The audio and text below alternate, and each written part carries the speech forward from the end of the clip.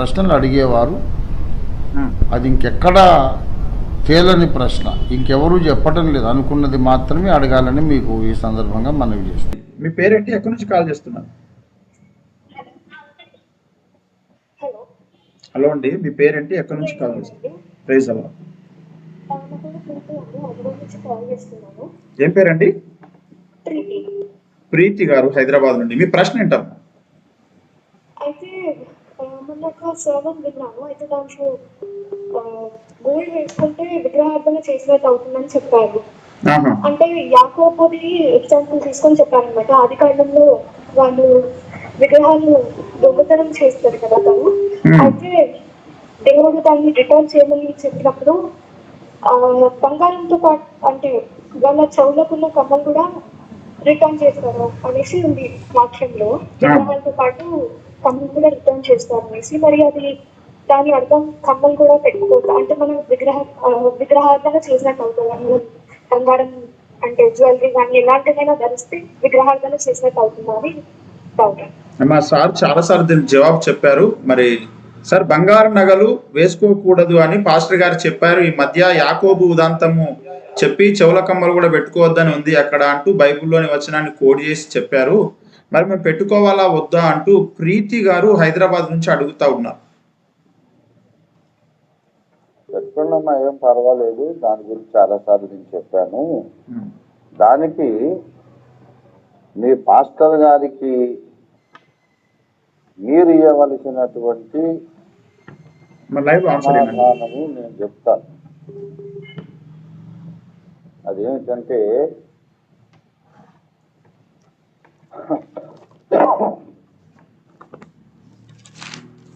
దేవుడు ఇర్మియా ప్రవక్త ద్వారా చెప్పినటువంటి విషయం ఏంటంటే, కన్యక తన ఆభరణమును మరచునా, వడ్డానమును మరచునా అని అన్నాడు. మనకు అది తెలుసు కదా. పాస్టర్ కాలేజ్ గారు వచ్చాకనే పాట కూడా రాశారు, మరవలేదు మరవలేదు అని. కన్యక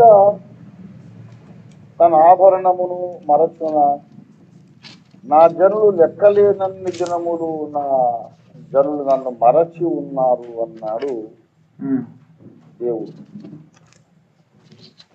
కాబట్టి మరి ఉన్న స్త్రీలందరూ కూడా వడ్డానాలు బంగారు ఆభరణాలన్నీ తీసి పక్కన పెడితే దేవుడు చెప్పిన మాట అనవసరం అయిపోతుంది కదా. ఒక్క ఆడపిల్ల కూడా వడ్డానం పెట్టుకోలేదు, ఒక్క ఆడపిల్ల కూడా ఆభరణం పెట్టుకోలేదు అనుకోండి.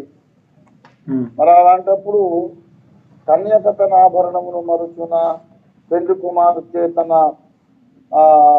ఆభరణమును మరుచున అని యెహోవా దేవుడు చెప్పడం అనవసరం అయిపోతుంది కదా.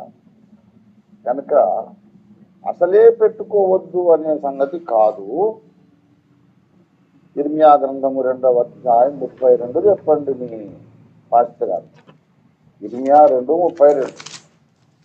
కన్యక తన ఆభరణమును మరచున, పెళ్లి కుమార్తె తన వడ్డాణమును మరచున అంటే మరొవరు కదా. నా ప్రజలు ఎన్నో లెక్కలేని జనాలు, నా ప్రజలు నన్ను మర్చిపోయారు. ఇర్మియా 2:32. కనుక అది స్త్రీ సహజము. కాస్త చక్కగా ఉన్నంతలో, పొందికగా అందంగా ఉన్నంతలో, సాధ్యమైనంతగా చక్కగా కనబడాలనేది స్త్రీలకు ఉండే సహజమైన కాంక్ష. అది దేవుడే సృష్టికర్తే వాళ్ళలో పెట్టినటువంటి మనస్తత్వం, కానీ సైతాన్ గారు తెచ్చిపెట్టిందేం కాదు. అదొక న్యాచురల్ మెంటాలిటీ, నేచర్గా దేవుడు ఎత్తి చెప్తున్నాడు ఇర్మియా ప్రవక్త ద్వారా 2:32. కాబట్టి ఏ స్త్రీ కూడా ఆభరణాలు పెట్టుకోకుండా ఉంటే అందరూ మొగరాయిలాగా తిరుగుతూ ఉంటే దేవుడి వచనం ఇక ఇర్మియా 2:32 కొట్టేసుకోవాలి బైబిల్లో. ఏదైనా అతి అనేది సర్వత్రా వర్జయేతని ఆర్యోక్తి. ఆర్యోక్తి అనే కాదు, బ్రిటిషోక్తి కూడా. ఇది ఇంగ్లీష్లో కూడా ఒక సామెత ఉంది, too much of anything is good for nothing. Too much of anything is good for nothing. ఎందులోనైనా నువ్వు టూ మచ్ అనేది, అతి అనేది నువ్వు విసర్జించాలి. భోజనం మంచిది, అతిగా తింటే మంచిది కాదు.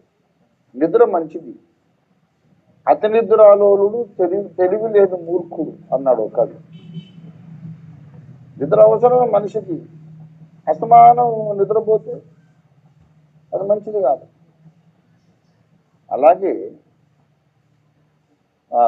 అన్ని విషయాలు కూడా ఏదైనా సరే తగు మాత్రము ఉండాలి, మితానుభవం ఉండాలి. అలాగే మనం జీవించినటువంటి మన సమాజం ఒక వివాహిత స్త్రీని ఎలా చూడాలనుకుంటుందో అలాగా ఏదో మినిమం, అంతేగాని వాళ్ళంతా గంగిరెద్దులాగా వేసుకుంటారు కొంతమంది.